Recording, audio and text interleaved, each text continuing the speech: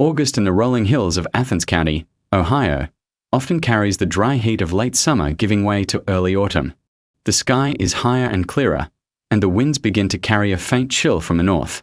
But the sweltering humidity, built up over the summer, still seems to linger in the air, especially during midday and early afternoon. In the small, unincorporated communities of the county, where fields of tasseling corn are interspersed with old farmhouses, a characteristic quiet of the rural Midwest often settles in. But that peace was brutally shattered on a fateful afternoon in mid-2018 by a heart-wrenching, mournful cry. The cry came from the home of Michael Mike Turner and his wife, Sarah. They were a young couple, well liked by their neighbors for being hardworking, kind, and deeply in love. Mike had just returned home from a 3-day trip down to Louisville, Kentucky, for a close friend's wedding. He had been driving since early morning, his heart full of anticipation to see his wife and young son after a few days apart. He imagined Sarah running out to greet him with a gentle smile, and his 9-year-old son excitedly chattering about school. He had bought small gifts for them both, carefully wrapped in his backpack. But as he pushed open the metal gate and stepped into the yard, a chilling silence greeted him. The tidy, single-story house, usually so full of life, was strangely still. The front door was only slightly ajar. Instinct told him something was wrong. Mike hurriedly called out his wife's and son's names, but only silence answered. He burst into the house, his heart pounding in his chest. The first sight that met his eyes in the living room nearly brought the strong, 32-year-old man to his knees. His wife, Sarah Turner, 28, and his son, Leo, just 9 years old, were lying motionless on the tile floor. They lay close together near an old, overturned stand fan. In a moment of absolute terror, amidst a maelstrom of grief and panic, a single thought, a primal instinct for survival, flashed through Mike's mind: electricity. With an almost unconscious reflex, he did not rush to his wife and son. Instead, he scrambled back, stumbling towards the wall near the entrance where the main circuit breaker was located. A dry click echoed as he slammed the breaker switch down with all his might, cutting off all power to the house. Only then, as the deadly silence became even thicker in the space, now devoid of the hum of appliances, did Mike dare to rush forward and collapse beside the two lifeless bodies. He tremblingly touched his wife, his son. Their skin was already cold. Life had truly left them. The pain and despair finally broke through, completely overwhelming his reason. Mike could do nothing but hold the two bodies and sob. His cries were no longer human words, they were the roars of a mortally wounded animal, a sound that contained all the despair and agony in the world.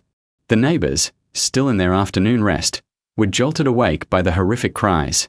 They rushed over, filled with concern.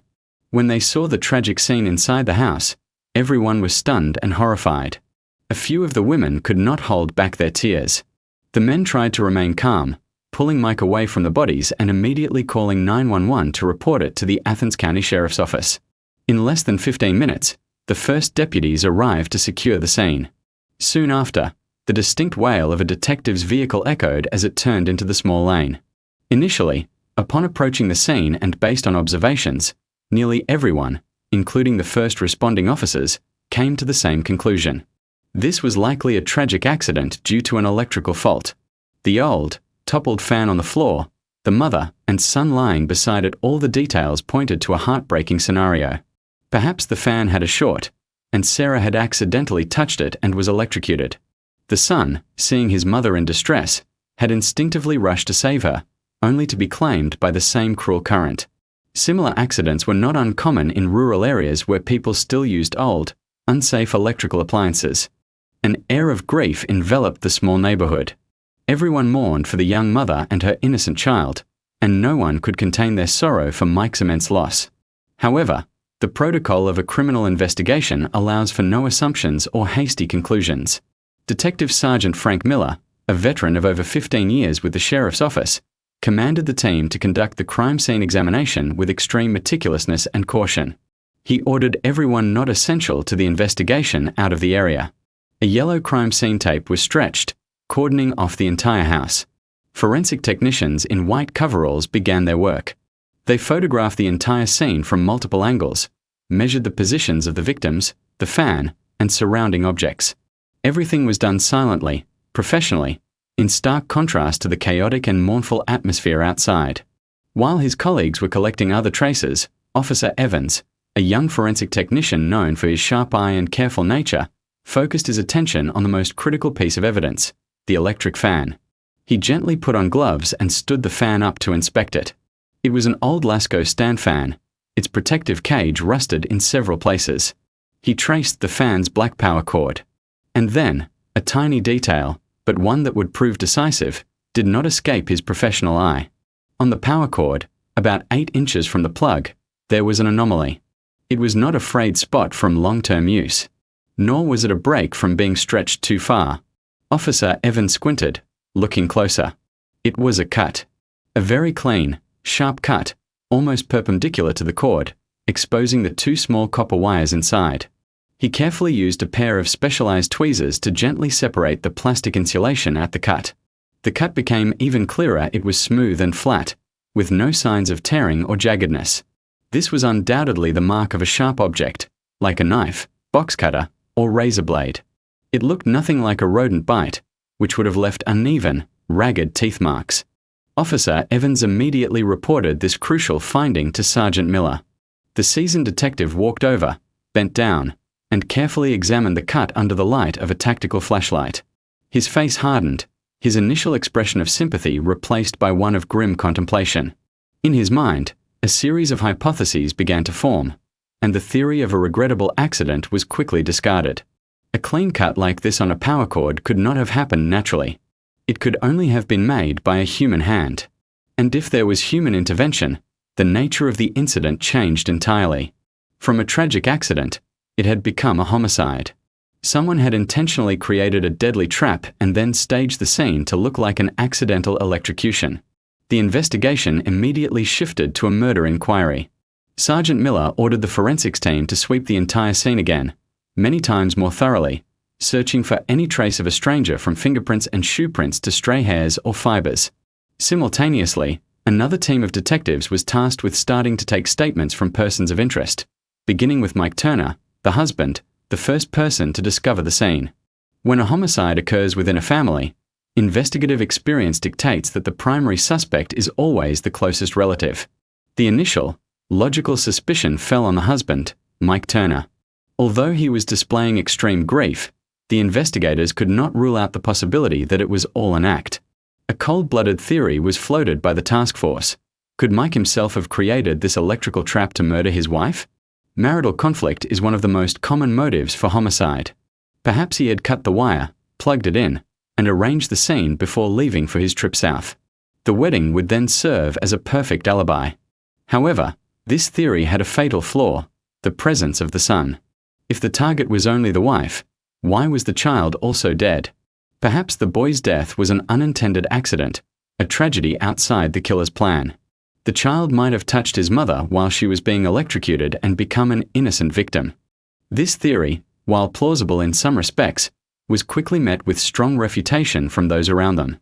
When detectives interviewed neighbors and family from both sides, they all gave the same steadfast assertion: Mike was a model husband and father.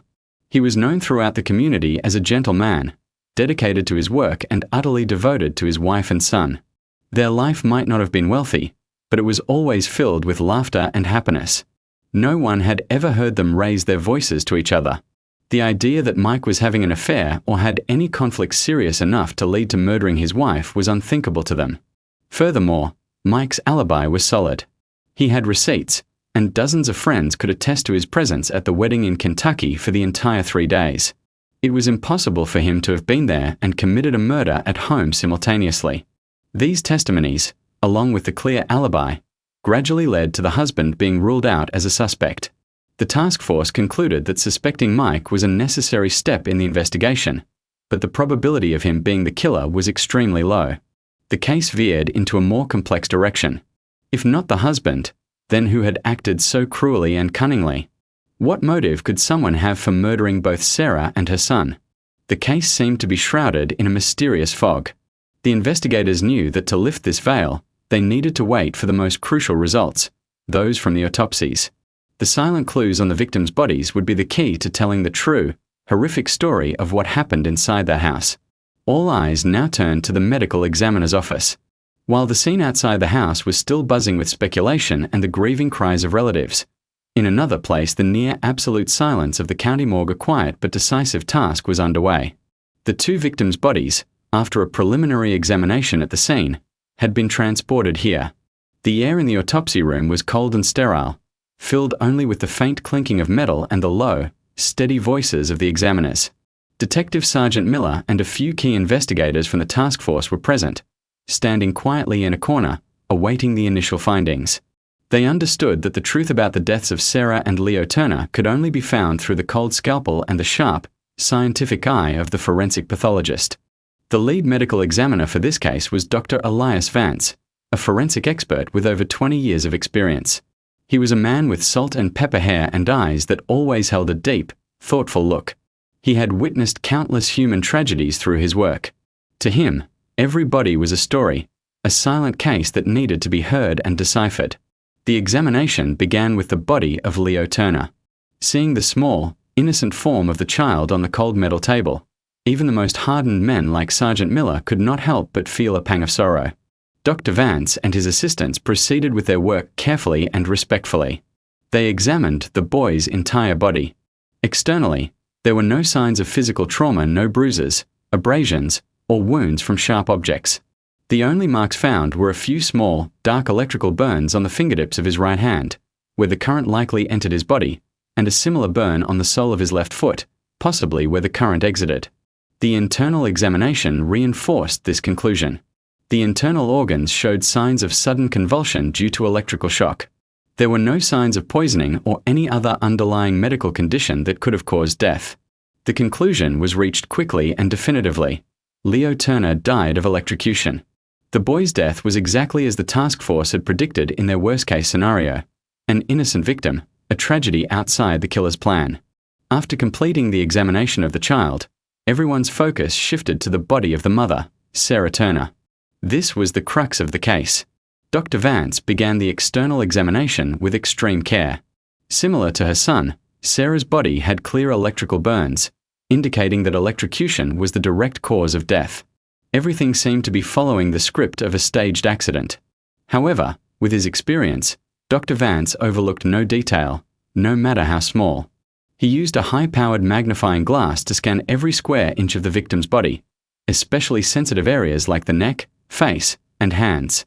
And then, his patience was rewarded. As he examined Sarah's neck, an extremely faint mark, almost invisible to the naked eye, caught his attention. It was not a clear bruise but a very light impression running across the left side of her neck, its color only slightly darker than the surrounding skin. A less experienced professional might have easily missed it or dismissed it as a simple skin fold. Dr. Vance asked his assistant to shine a special light source on the area. Under this light, the impression became clearer. It was not continuous but intermittent, consistent with the shape of fingers squeezing tightly around the neck. He carefully measured the size and shape of the mark. After a moment of contemplation, he made a preliminary finding that made all the investigators hold their breath. The marks were consistent with manual strangulation. The victim had very likely been choked by the assailant's hands until she was unconscious, or nearly so, before being arranged to die by electrocution. This discovery was a crucial first turning point. It proved that a direct act of violence had occurred before the electrical trap was activated. The case was definitively a murder, and the staging of the scene was not just to cover up the crime, but possibly to conceal another crime that had taken place beforehand. But what they discovered next was even more devastating. As Dr. Vance continued his examination of other parts of the body, particularly the victim's private areas, he found signs of severe trauma. There were numerous abrasions and bruises, indicating a forced sexual act against the victim's will. To be certain, he took vaginal swabs and examined Sarah's undergarments. The results under the microscope and from a rapid analysis confirmed the presence of semen. The horrific truth was laid bare in all its brutal and painful clarity. Sarah Turner had not only been murdered, she had been savagely sexually assaulted beforehand. The killer's motive was now clearer than ever: lust. The monster had murdered his victim to silence her, then created an elaborate fake scene to cover up two heinous crimes at once: rape and murder. Rage was evident on the faces of Sergeant Miller and his team. The nature of the case had become far more depraved and vile than they had initially imagined. But Dr. Vance's work was not finished. One final, and most pivotal, discovery for the ensuing investigation was made. He noticed that the victim's hands were tightly clenched, an unconscious defensive reaction when facing an attack and extreme pain. He gently used a special tool to open Sarah's fingers. And just as he suspected, trapped under 3 of the fingernails on her right hand were several tiny fragments of whitish tissue. It was the killer's skin, scraped off as the victim tried to fight back, clawing at her attacker in the final moments of her life. She had fought to her last breath to protect her honor and her life. These tiny skin fragments were a treasure trove for forensic scientists. They contained DNA, the unique biological signature of the perpetrator. Dr. Vance, with utmost care and precision, used a sterile cotton swab and microforceps to collect all these fragments. Each piece was placed in a separate, sealed, and carefully labeled test tube. Along with the semen sample already collected, this would be the most important physical evidence, the golden key to positively identifying the killer, no matter where he tried to hide or how stubbornly he denied his crime. The autopsy concluded at dawn. The preliminary report was sent immediately to the task force. Its contents painted a full and clear picture of the tragedy. Sarah Turner was sexually assaulted by an unknown subject. During the struggle, she scratched her attacker. The attacker then choked her into unconsciousness before committing the rape. To conceal his crimes and eliminate any connection, he created a fake scene by cutting the fan's power cord and arranging for the victim to be electrocuted. During this process, her son, Leo Turner, may have accidentally witnessed the scene or run to help his mother, inadvertently becoming the second victim of the deadly electrical trap. The case was now accurately redefined, a rape murder with an extremely sophisticated and brutal method of concealing the crime. From this, a preliminary profile of the killer began to form. He had to be someone known to the family, or at least someone living in the vicinity. Only then could he have known the family schedule, especially the exact 3-day period when Mike was away, leaving Sarah home alone with their young child. He had taken advantage of this opportunity to strike. He was likely a predator with a morbid obsession who had been watching Sarah for some time. Based on these new findings, Detective Sergeant Miller immediately convened an emergency meeting of the task force. A new investigation plan was drawn up, focusing on vetting and narrowing down potential suspects based on an entirely new criterion. All lines of inquiry would now revolve around the question, who was capable of sexually assaulting Sarah Turner? The order was given. Detectives were divided into multiple teams and began a large-scale but extremely quiet screening process.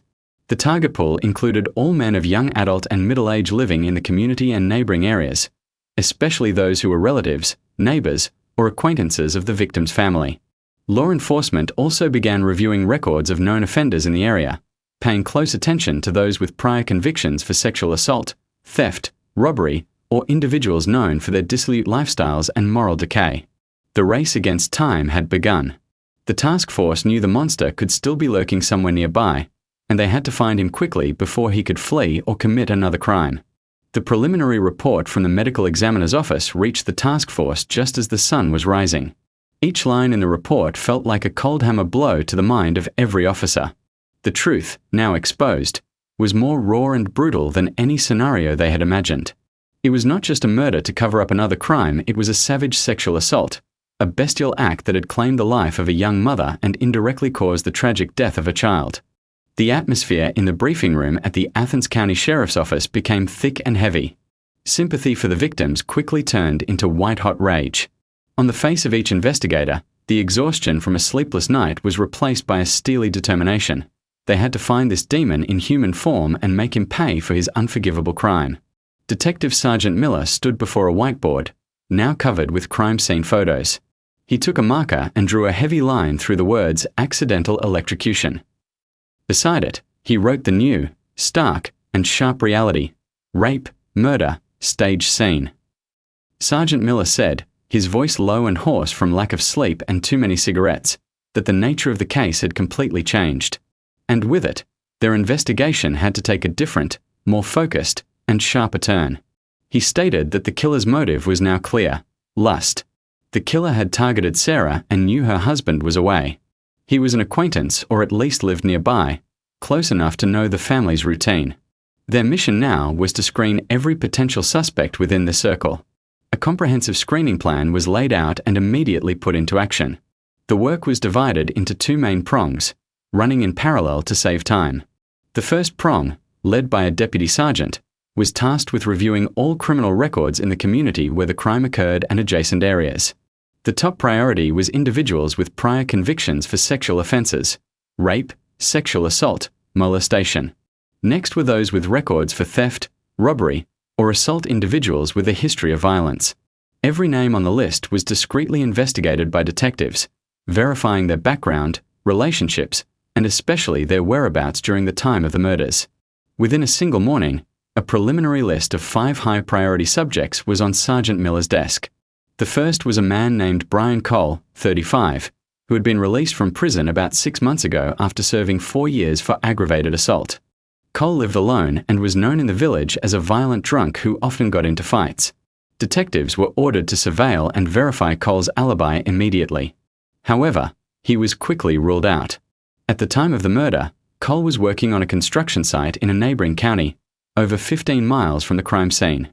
The foreman and more than 10 other workers all confirmed that Cole had been working and living at the construction site's barracks all week and had not left. The second subject was a young man named Derek Foster, 26, unemployed, known for drifting around and having a prior record for petty theft. A suspicious point about Foster was that his house was only about 500 yards from the victim's home. He was also known for his leering gaze and for frequently harassing women in the village. When brought in for questioning, Foster was initially evasive. However, after some pressure, he admitted to being in the area near Sarah's house that afternoon but provided an irrefutable alibi. He claimed he was looking for his lost dog, and at least 3 other neighbours saw him searching in a different area, far from the victim's house, during the entire time frame between 2 p.m. and 4 p.m. that the medical examiner had determined was the time of death. The testimonies of these 3 witnesses matched perfectly. Foster was cleared.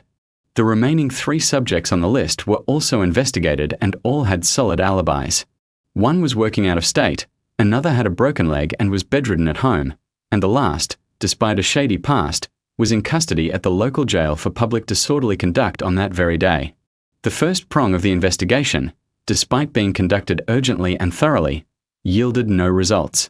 This suggested that the killer might not be a known criminal. He could be someone with a completely normal appearance, a wolf hiding in sheep's clothing. Meanwhile, the second prong, directly supervised by Sergeant Miller, focused on screening the social circles of the victim's family. The most experienced detectives were deployed.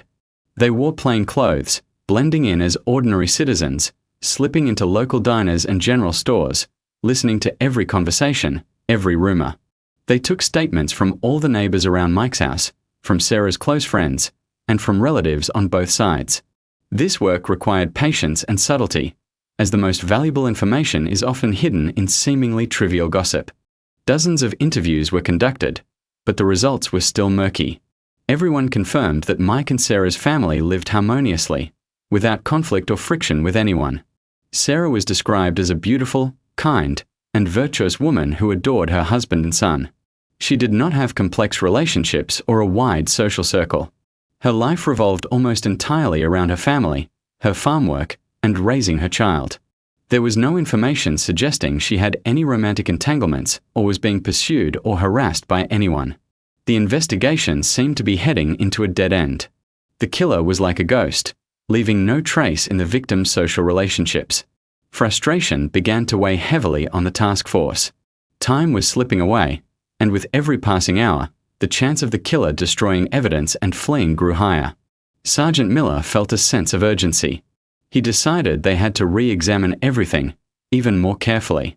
He believed his detectives might have missed some detail, some statement that seemed unimportant but could be the key. A team was ordered back to the neighborhood to re-interview the same neighbors. This time, they did not ask direct questions but simply engaged in conversation, gently prompting people to recall anything they might have seen or heard on that fateful afternoon, no matter how small. And it was this persistence that yielded an unexpected result. While talking to an elderly woman who lived in the house across the street, a woman in her 70s who spent most of her day on her front porch, a detail emerged. The old woman recalled that around early afternoon that day, she had seen Sarah's son, Leo, playing in the lane. A short while later, she saw Kyle Jennings, Mike's nephew, walk up. Kyle, 19, was the son of Mike's older brother and lived just a few hundred yards away. Kyle called Leo over said something to him, and then pulled a bill from his pocket and gave it to the boy. Leo took the money gleefully and ran off towards the convenience store at the end of the road. The old woman even remembered it was a $5 bill. After giving his cousin the money, Kyle did not go home but walked towards his uncle's house. When she recounted this, the old woman herself did not think it was important. An older cousin giving a younger one money for candy was a perfectly normal sight in their community. But for the two detectives listening, this detail was like an electric shock. It placed Kyle Jennings at the scene right before the time of the murder. And the act of giving a 9-year-old money to make him leave the house might not have been a random act of kindness. It could have been a deliberate move to lure the child away, to make it easier to attack the mother who was home alone. This invaluable piece of information was immediately relayed to Sergeant Miller. A silence fell over the briefing room as he listened to the report. His face grew tense. Kyle Jennings. The name had never appeared on any suspect list before. He was the victim's nephew by marriage. He had no criminal record. Theoretically, he was the last person one would suspect. But in a criminal investigation, nothing is impossible. The logic of a crime sometimes defies all common logic of human decency. An urgent background check on Kyle Jennings was ordered. Information about him was quickly gathered. Kyle was 19, had recently failed to get into any decent colleges. According to neighbors and his own family, after this failure, Kyle had become withdrawn and quiet. He did not work, nor did he help his parents with farm chores. Instead, he spent almost all his time at home or at friends' houses, immersed in online video games. He would often disappear for a few days and then return to ask his parents for money to spend on in-game purchases. His personality had also become sullen and irritable when his parents scolded him. A profile emerged of a young man in crisis, disillusioned, without direction, who had retreated into a virtual world to escape reality. This was the profile of an individual with an unstable psyche, highly susceptible to being triggered and falling into delinquency. Recognizing these disturbing signs, combined with the crucial tip from the neighbor, Sergeant Miller made a decision. He told his team that they needed to talk to Kyle Jennings immediately. A team of 3 of the most skilled investigators was dispatched to Kyle's house, just a short lane away from the crime scene. When the officers entered, Kyle's mother, a woman with a weary face, greeted them with a worried expression. When asked about Kyle, she said her son was not home. She explained that starting yesterday morning, Kyle told the family he was going to Columbus to visit a friend he met online and had left. The family had been unable to contact him since. His cell phone was turned off. This information was like a confirmation of the task force's suspicions. A sudden, unexplained disappearance, incommunicado, right after the murders. This could not be a coincidence. This was the behavior of someone on the run. As soon as he received the report, Sergeant Miller slammed his hand on the table. All the pieces of the puzzle now seemed to fit together perfectly. He issued an order to put out a bolo for Kyle Jennings.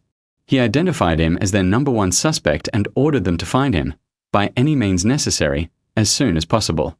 The investigation had taken a decisive turn. Out of the murky darkness, the portrait of the killer was beginning to emerge, though still shrouded in shadow. A large-scale manhunt was about to begin. The task force knew they were dealing with a cornered animal, and he could be more dangerous than ever. The all-points bulletin for Kyle Jennings was issued that same night. The face of suspect #1, along with his personal identifying information, was sent to every law enforcement agency in Ohio and to units in neighboring states, with a special focus on the city of Columbus, where Kyle's mother believed he might have gone. The hunt for a cold-blooded killer, a demon hiding in the guise of a 19-year-old video game addict, had officially begun. The entire machinery of the Criminal Investigation Division was operating at full capacity, racing against the clock. Sergeant Miller understood the urgency of the mission. Kyle Jennings was not a professional criminal with experience in evasion. He was just a young man, likely acting on impulse and now in a state of panic. But that very panic and immaturity made him unpredictable. He might recklessly commit other crimes while on the run, or he might choose a desperate solution like suicide to escape justice. At all costs, the task force had to find him alive so he could face the consequences of his actions and confess the entire truth. Detective teams were split up, operating simultaneously on multiple fronts. One team focused on screening Kyle's circle of friends. They sought out the young men with whom he usually hung out. Through their testimony, a clearer picture of Kyle's life was constructed. He had almost no close friends in the real world. His entire world was compressed onto a computer screen. His friends were mostly people he knew through the virtual world of online games. He lived for the game, ate and slept with the game, and all his interests revolved around virtual battles. The only places he frequented were 24/7 gaming lounges, places where he could immerse himself in that world day after day. Another important piece of information gathered by the detectives was that Kyle often bragged about knowing a few gaming friends in Columbus. He had once said that one day he would go there to meet them and raid a boss. This further strengthened the task force's belief that Columbus was the most likely destination for the fugitive. Meanwhile, a high-tech crimes unit was working to trace the signal from Kyle's cell phone. Although the phone was turned off, experts were still able to determine its last known location before it went dark. Data from the cell tower pings showed that the last signal was recorded around 7 a.m. the previous day, near the Southside bus station in their county seat. From there, he could have easily caught a bus to anywhere, and heading to Columbus was the most logical route. After that point, the phone went completely silent, probably having had the SIM card removed or the battery dying. The only electronic trail had been cut. Given this situation, Sergeant Miller determined that a broad, scattered search would be inefficient and time-consuming. They needed to focus on the place where the suspect was most likely hiding. He gave the order to concentrate all elite forces, in coordination with the Columbus Police Department, to conduct a full sweep of all major internet and gaming lounges, especially those operating 24/7. This was a strategy to strike directly at the suspect's den. Game addicts who run away from home often have a common habit. They seek out large gaming centers where they can play all night. These places often have food, drinks, and even areas for sleeping. For a relatively small amount of money, they can subsist there for days, lost in a virtual world to forget their grim reality. That very night, a special task force composed of the most seasoned detectives from Athens County headed to Columbus. They brought the bolo and worked closely with their counterparts from the Columbus PD's homicide unit. A wide area search plan was drawn up. Columbus has hundreds of such establishments, from small cafes in back alleys to huge gaming centers with hundreds of computers. Finding one person in that sea of people was like finding a needle in a haystack.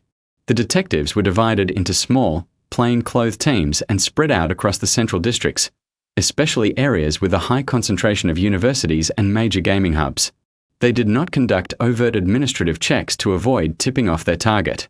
Instead, they posed as regular customers, quietly walking around and observing. In each officer's hand was Kyle Jennings's photo, saved on their phone. They compared it to every young face glued to a screen. The work required extreme patience and meticulousness. One lounge after another, one floor after another. Hundreds, thousands of young gamers, all with a similar look, messy hair, haggard faces from lack of sleep, and fervent eyes locked on virtual battles. After a full day of exhaustive searching, dozens of large gaming centers had been checked, but there was still no sign of Kyle Jennings. Fatigue and pressure mounted on the officers. However, they did not lose heart. On the evening of the second day of the manhunt, a team of 3 detectives entered a large gaming center on a main street in Columbus. It was a well-known spot among gamers, open 24/7. The air inside was thick with the smell of cigarette smoke, sweat, and instant noodles. The only light came from hundreds of computer monitors, casting an eerie glow on emotionless faces.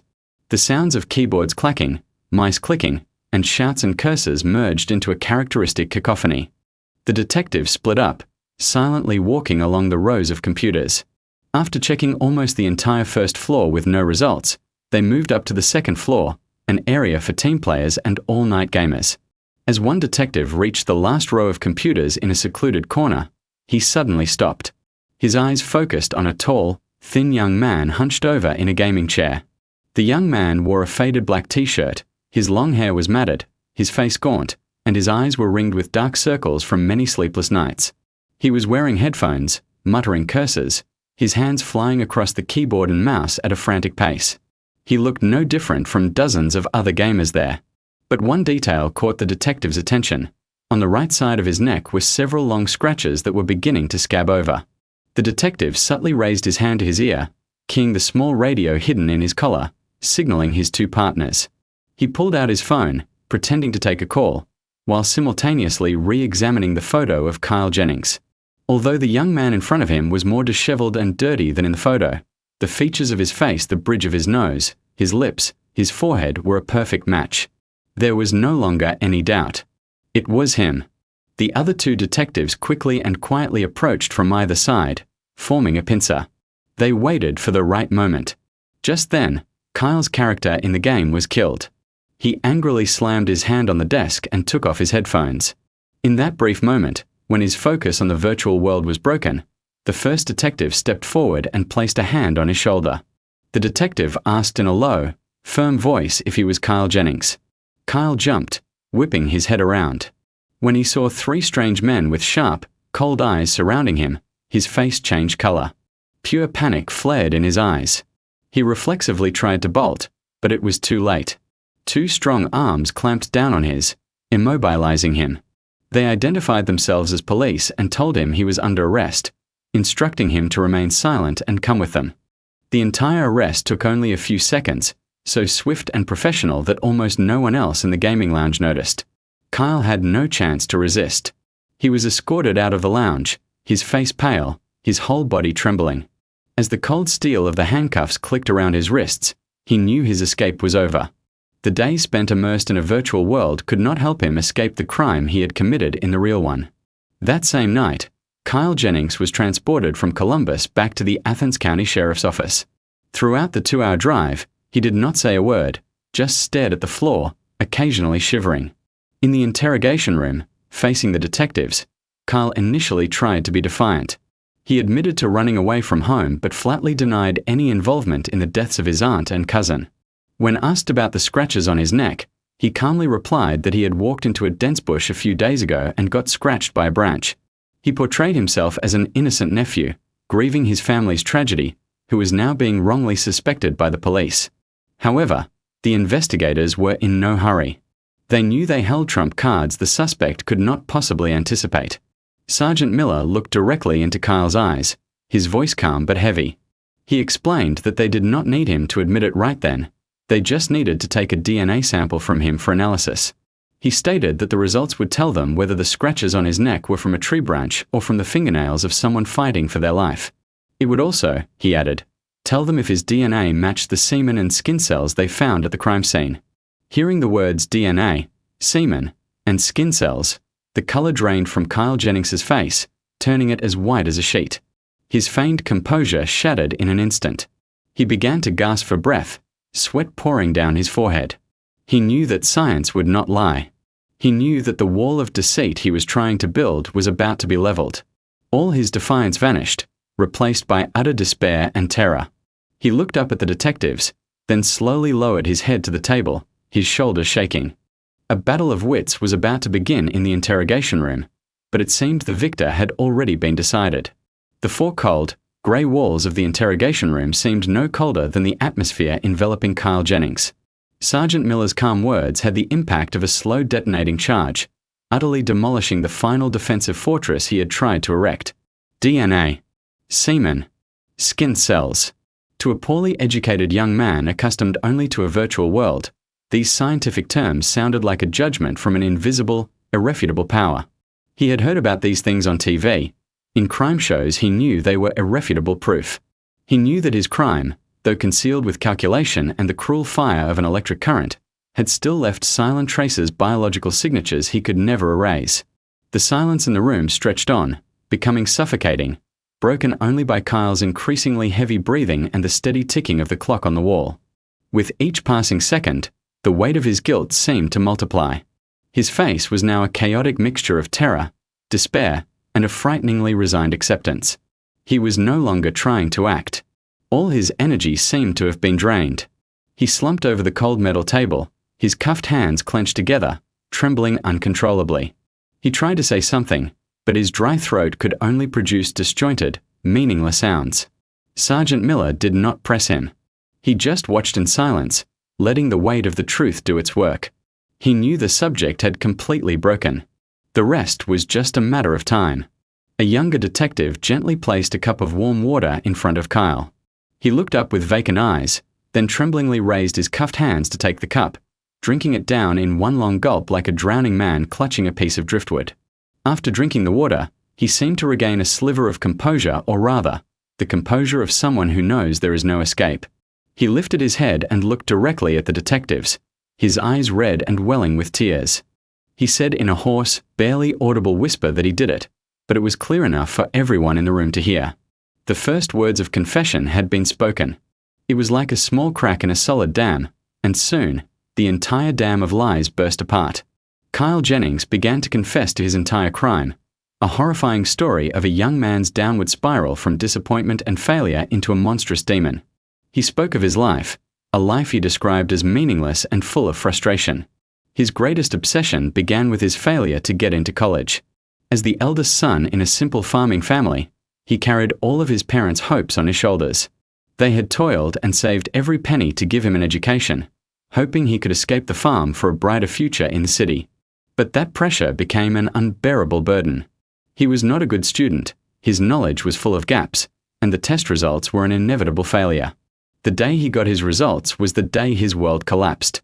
He could not face his father's disappointed eyes or his mother's silent tears. He locked himself in his room, feeling like a useless failure, a disgrace to his family. Self-pity and low self-esteem gnawed at his young soul. To escape this grim reality, he turned to the virtual world of online gaming. At first, it was just for fun, a distraction. But he was quickly drawn in. In the game world, he was not Kyle Jennings, the kid who failed his college entrance exams. He was a mighty warrior, a powerful mage. He could slay giant monsters, command entire armies. He was respected and hailed by other players. He found the recognition and sense of power there that he could never achieve in the real world.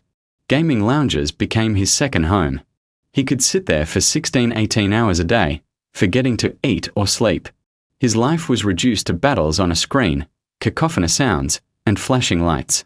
It was in this complex and unhealthy environment that he was exposed to other toxic influences. A few older gaming acquaintances showed him adult films. His first exposure to such images left him both curious and scared. But in his loneliness, boredom, and lack of healthy romantic relationships, those images began to haunt him, planting sick and twisted thoughts in his mind. He began to crave the experiences he saw on screen. But his shy, insecure nature prevented him from approaching or getting to know any girls. This suppressed desire, with no outlet, gradually grew into a monster lurking in his mind. And then that monster found a target, his aunt, Sarah Turner. In his eyes, Sarah was a perfect figure. She was beautiful, gentle, and capable. Every time he visited his uncle's house, he did not dare to look her in the eye, only stealing furtive glances. Sarah was very kind to him, always treating him like family, asking about his studies, and occasionally slipping him some cash for snacks. But this normal, familial kindness was twisted into something else through the warped lens of his mind. He began to have insane fantasies about his aunt. Her smile, her voice, her walk, everything became a source for his sinful desires. He knew it was incestuous, bestial, but he could not control his thoughts. The obsession with Sarah grew day by day, consuming his mind. The opportunity for the demon inside him to rise came when he learned that his Uncle Mike had to go to Kentucky for a 3-day wedding trip. He knew that for those 3 days, Sarah would be home alone with her young child. A depraved plan began to form in his head. He did not think much about the consequences. His mind was filled only with sick images and uncontrollable lust. On that fateful afternoon, after several days of watching, he decided to act. He loitered in the lane outside his uncle's house and saw his young cousin, Leo, playing alone.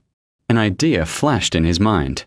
He called Leo over, pulled a crumpled $5 bill from his pocket, the last money he had, and told the boy to go to the convenience store down the road and buy some candy. He watched the little boy's back as he trotted away, his heart pounding with a mixture of excitement and coldness. Once he was sure Sarah was alone in the house, he crept into the yard. The door was ajar. He pushed it open and stepped inside. Sarah was in the kitchen hearing a noise. She came out. Seeing him, she asked in surprise why he was there at this time. He did not answer, just silently approached, staring at her with a strange intensity. Sarah began to sense that something was wrong. She backed away, asking him what he wanted. At that moment, the demon inside him completely took over his reason. He lunged and grabbed her. Sarah, terrified, screamed and tried to fight him off. She could never have imagined that the nephew she had always been fond of could be capable of such a monstrous act. She used all her strength to resist, pushing him away and clawing at his face and neck. Her scratches left marks on his neck, the very evidence that would later condemn him. Sarah's fierce resistance did not deter him, on the contrary. It incited his animalistic rage to its peak. In a frenzy, he used one hand to cover her mouth and the other to squeeze her neck tightly. Sarah struggled desperately, but a woman's strength was no match for a young man in a psychotic rage. After a short while, her body went limp, unconscious in his arms. After Sarah was motionless, he committed his bestial act right there on the cold floor. He had satisfied the sick desire he had been harboring for so long. But as soon as the act was over, the euphoria vanished, replaced by an overwhelming fear. He looked at his aunt's unconscious body and realized he had committed a terrible crime. He wondered what he should do. If Sarah woke up, she would report him, and he would go to prison. Fear overrode everything else. He decided he had to silence her forever. He looked around the house, searching for a way to hide his crime. His eyes fell on the old stand fan. A cruel and cunning plan flashed in his mind. He would create a fake scene, an accidental electrocution. He ran to the kitchen, grabbed a paring knife, and made a clean cut in the fan's power cord, exposing the copper wires. Then he plugged it in. He dragged Sarah's unconscious body near the fan, then pushed the fan over, arranging it so the exposed wire touched her body. But at that very horrific moment, another tragedy occurred. His cousin Leo, having bought his candy, ran back home. The boy walked into the house and witnessed the scene, his mother lying motionless on the floor and his older cousin hovering over her with the electric fan. The boy did not understand what was happening. He only knew his mother was in trouble. He cried out for his mommy in panic and, by instinct, ran straight towards her. He reached her, knelt, and threw his arms around her. At that moment, the boy's body became a conductor. The deadly current from the exposed wire passed through Sarah's body and straight into his. Mother and son convulsed violently one last time, then fell silent. Kyle stood frozen, horrified at the sight before him. He had never intended to kill his cousin, but his criminal act had indirectly caused the child's tragic death. The fear inside him now reached its peak. He hastily arranged the scene one last time to make it look as much like an accident as possible, then fled the house in a panic, leaving behind the bodies of two of his relatives and a crime that could never be washed away. Kyle Jennings's confession ended. A chilling silence filled the interrogation room. The detectives, who had heard countless confessions, could not help but feel a shudder of revulsion and rage at the depravity and cruelty of the killer. His crime was born from failure, nurtured by a virtual world, and unleashed by a sick desire. He had not only destroyed his own life but had stolen the lives of two innocent people, shattered the happiness of a family, and left a scar that would never heal in the hearts of those left behind. The confession of Kyle Jennings, though anticipated, left a bitter taste and a horrifying silence in the interrogation room. The entire crime, from the sick thoughts that first sprouted in his mind to the brutal act and the sophisticated staging, had been recounted by the killer himself. The veil of mystery that had shrouded the tragedy of Sarah and Leo Turner was completely lifted. But what was revealed behind that veil was a truth too cruel and inhuman, a truth that even the most experienced investigators found hard to accept. The crime did not come from a stranger, a common thug, but from a family member, a nephew who called the victim his aunt. After the first detailed confession was recorded, the task force's work was not over. A confession, however important, is only one part of the case file. To ensure the objectivity and irrefutability of the evidence before prosecution, a mandatory and crucial step in the legal process had to be carried out, a crime scene reenactment. This step is intended to verify and cross-reference the suspect's testimony with the physical evidence collected at the scene. It allows the legal authorities to have the most vivid and direct understanding of how the crime unfolded, clarifying the killer's specific role and actions, and eliminating any possibility of a coerced or coached confession. A few days later, on a gloomy morning, Kyle Jennings, dressed in a grey-striped prison uniform, was escorted back to the very house he had turned into a living hell. Security around the area was at its highest level. State troopers and sheriff's deputies formed multiple cordons, preventing hundreds of curious and furious townspeople from getting too close. News that the killer had been caught and was none other than the victim's own nephew had spread throughout the region, causing a seismic shock in the local community. The sounds of whispers, curses, and hatred from the crowd outside the cordon created heavy pressure. When he was led out of the transport van, Kyle seemed like a different person. He was emaciated, his face gaunt and soulless, his eyes empty, staring ahead but seeing nothing. He walked unsteadily, and if not for the two deputies supporting him, he might have collapsed. Having to return to this place, to face the scene of his crime once more, seemed to be a form of psychological torture that exceeded the 19-year-old's endurance. The reenactment was conducted under the strict supervision of a representative from the Athens County Prosecutor's Office. The entire process was filmed, photographed, and meticulously documented. Detective Sergeant Miller was in charge, directing and asking questions. A fabric mannequin, similar in size and shape to Sarah, was used to recreate the criminal act. Sergeant Miller's voice rang out, crisp and devoid of emotion, as he instructed Kyle Jennings to show them what he did on the afternoon of that day. Kyle stood silently for a long moment, then began to move mechanically, like a pre-programmed robot. He reenacted his actions step by step, his words disjointed and lifeless. He pointed to the spot where he had stood in the lane, acted out calling his cousin Leo over, taking money from his pocket, and telling him to go buy candy. Then he walked into the yard, pushed open the ajar door, and entered the house. All his actions perfectly matched the testimony of the elderly neighbor. Inside the living room, he pointed to where Sarah had been standing when he entered. Then he began to act out the scene of him lunging at and grabbing the mannequin. Even though it was just an inanimate object, his actions were enough to make the onlookers feel disgusted. He reenacted the struggle, the victim's resistance. He pointed to his own neck, explaining that was when his Aunt Sarah had scratched him. The most horrifying part was when he reenacted the strangulation. He knelt and used both hands to squeeze the mannequin's neck. He held that position for a long moment, his face terrifyingly blank. He then simulated the sexual assault on the mannequin. Though it was a simulation, it was enough to expose the full depravity and sickness of the killer. Next, he acted out the process of staging the fake scene. He walked to the kitchen, picked up a similar knife, came back, and knelt beside the electric fan. He described how he had cut the wire, plugged it in, then dragged the mannequin into position and pushed the fan over. Kyle's voice trembled as he mentioned his cousin, explaining that was when Leo came back. He pointed towards the door, recounting how the boy ran in calling for his mom and then grabbed her arm. He did not need to act out anymore. The entire tragedy had been recreated with painful clarity. At the end of the reenactment, Kyle was led away, leaving behind a silent but haunting crime scene and a profound sense of outrage in the hearts of all who witnessed it. The results of the reenactment confirmed that Kyle Jennings's testimony was entirely truthful. Every detail, from the location and actions to the sequence of events, was consistent with the findings from the crime scene investigation and the autopsies. The case now had a complete and unshakable body of evidence. With the confession and the results of the reenactment, the task force officially closed the investigation phase. The case file was comprehensively completed.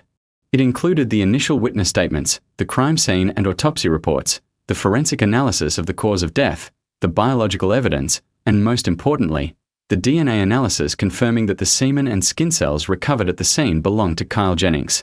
Along with this were the suspect's detailed self-incriminating statements and the full record transcripts, photos, and videos of the reenactment. Each document, each piece of evidence, was a link in a chain, binding Kyle Jennings inextricably to his crime. The Athens County Sheriff's Office issued its final report, recommending that the prosecutor's office charge Kyle Jennings with two particularly heinous crimes, rape and murder. The report provided a deep analysis of the suspect's criminal psychology, a break-less downward spiral of a young man. It pointed out that the origin of the tragedy was not a sudden conflict but a cumulative process of negative factors. The pressure of school and his academic failure was the first shock of his life, shattering his confidence and self-esteem. Instead of seeking help from his family or reorienting his future, he chose to escape into a virtual world. Online gaming became a spiritual opiate, helping him forget his inadequate reality and giving him a sense of virtual power. It was in that virtual environment that he gradually lost his connection to the real world, lost his empathy and his sense of moral boundaries. When exposed to pornographic material, in a mental state that was already unstable and lacking a moral foundation, deviant sexual desires arose and grew uncontrollably. He could no longer distinguish between what happened in movies and real life, between lust and affection. The victim, Sarah Turner, a beautiful, close-by aunt, but a forbidden subject in terms of morality, unwittingly became the target for him to realize his sick fantasies. Kyle's crime was not just about satisfying lust, it was also an act of asserting a warped sense of power. In the real world, he was a failure. But in attacking a defenseless woman, he found the feeling of domination and control he often had in games. The victim's resistance did not awaken him, but instead triggered his animalistic instincts and violence. The act of murdering to silence her and staging a fake scene afterward showed a cold-blooded calculation, a frightening contrast to the immature appearance of a 19-year-old. He gave no thought to family ties, no thought to the consequences. The fear of punishment completely overrode his conscience, making him willing to kill the person he had just violated. The death of his cousin Leo, though unintentional, was a direct and inevitable consequence of his chain of criminal acts. He had to bear full responsibility for both deaths. The entire case file, evidence, and the suspect, Kyle Jennings, were then transferred to the Athens County Prosecutor's Office. The investigation phase was over. They had successfully solved a particularly heinous crime in a short period, bringing a monster to light. But this victory brought no joy, only a profound sadness and concern about the moral decay of some of the youth, and about the gaps in care and education within families and society. Justice was waiting to be served, but the wounds this crime inflicted on the victim's family and the entire community would ache forever. After the Athens County Sheriff's Office completed its investigation and transferred the entire file, evidence, and the defendant, Kyle Jennings, to the county prosecutor's office, the prosecution phase of the case proceeded swiftly and seriously.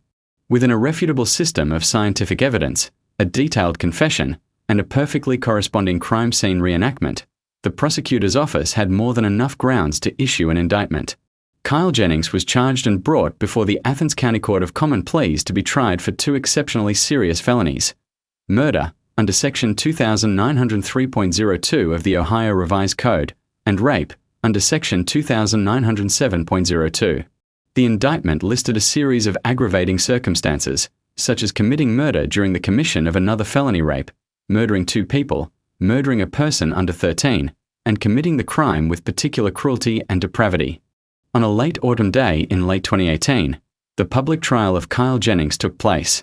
The case, with its incestuous and brutal nature, and the tragic deaths of a mother and child, had caused an unprecedented shock in this normally peaceful region. From early morning, hundreds of people from all over flocked to the courthouse. Every face was etched with a mixture of outrage and curiosity. They wanted to see the face of the cold-blooded killer and await the strictest sentence from justice. The courtroom was packed, with no empty seats. Mike Turner, the husband and father who had lost everything in a single afternoon, sat in the front row reserved for the victim's legal representative.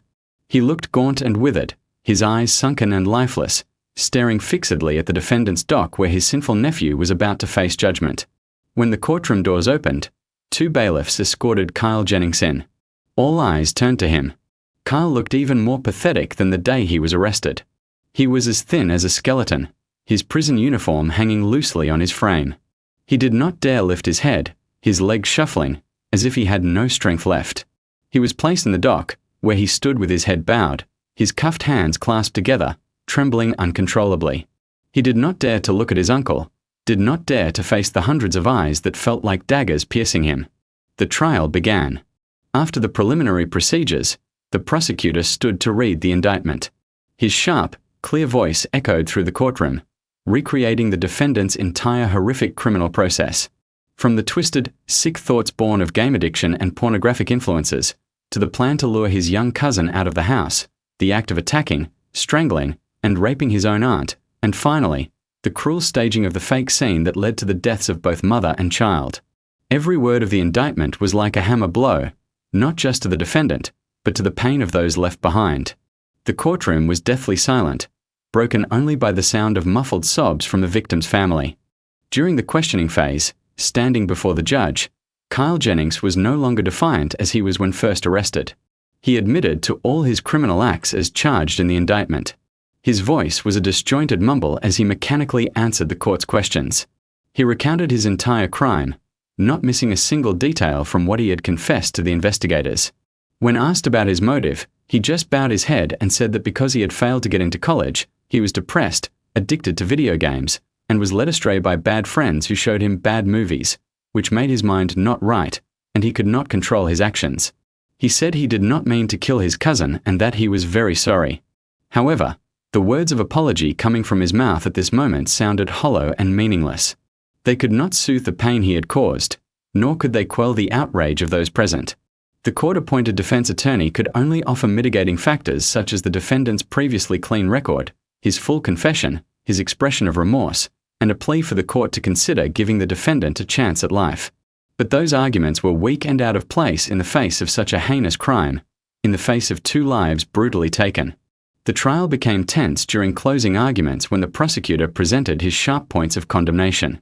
He asserted that Kyle Jennings's actions were exceptionally dangerous to society, violating 2 of the most important interests protected by criminal law, human life and dignity.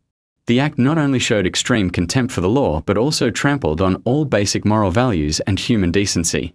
The defendant, for his own base desires, had ruthlessly attacked his own aunt, a family member. The act of strangling, raping, and then staging a fake electrocution showed a calculated cruelty and a complete loss of humanity. The death of Leo, though not the initial target, was a direct and inevitable consequence of the defendant's chain of criminal acts. Therefore, the defendant must be held criminally responsible for both deaths. The prosecution recommended that the court impose the highest penalty, the death penalty, for Kyle Jennings, to ensure general deterrence and the fairness of the law. The most emotional and painful moment of the trial was when Mike Turner, as the victim's representative, was invited to speak. He walked to the podium, his body swaying, having to hold onto it to stand steady. He did not look at his nephew. His eyes were fixed on the judge's bench, his voice hoarse and broken by sobs. He told the court that he did not know what to say anymore. He questioned what his wife and son had done to deserve this fate. He described how his peaceful, happy family had been destroyed by a monster and how he had lost everything, coming home from work to a broken home with his wife and son dead. He explained that this was a pain he could never forget for the rest of his life. He concluded by asking the court to deliver the right sentence for the crime, to remove this evil from society so his wife and son could rest in peace, and so that no other family would have to suffer the pain his family had endured. At this point, he could no longer hold back. He broke down, sobbing like a child. His cries silenced the entire courtroom. Many people could not hold back their tears. His pain was too great, too real. It was the most powerful indictment of Kyle Jennings's crime. After deliberation, the jury returned. The presiding judge read the verdict. The court found that the defendant Kyle Jennings's criminal acts were particularly serious, demonstrating a depraved, cruel, and savage nature, causing catastrophic consequences, immeasurable loss and grief to the victim's family, and extreme outrage among the public. The defendant's actions went against all moral decency and the customs of our nation. The defendant was deemed beyond the possibility of rehabilitation and needed to be permanently removed from society. On that basis, the court sentenced the defendant Kyle Jennings to death for the crime of murder and 20 years in prison for the crime of rape. The aggregate sentence for both crimes was death. In addition, the defendant was held responsible for paying full compensation for material and psychological damages to the victim's family as prescribed by law. The sentence was pronounced. An absolute silence enveloped the courtroom, then broke into applause from the public and the sobs of the victim's family.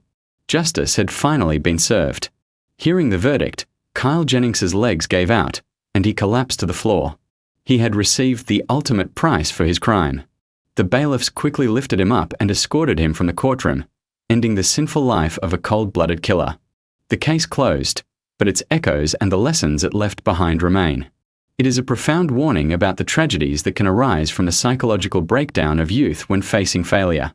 It shows the danger of game addiction and uncontrolled exposure to depraved material things that can erode character and plant the seeds of crime in impressionable and weak-willed souls. The case is also a reminder of the role of family and society in caring for, listening to, and guiding young people who are teetering on the edge. A moment of indifference, a lack of timely attention, can push a child down a path of no return. The death sentence for Kyle Jennings was a just punishment, the fairness that the law provides. But it cannot bring back Sarah and Leo, nor can it erase the heart-wrenching pain of the husband and father left behind.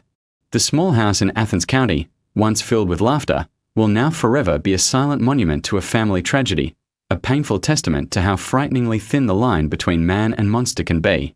Justice was served, but the scar that this crime left on the heart of the community will ache for years to come.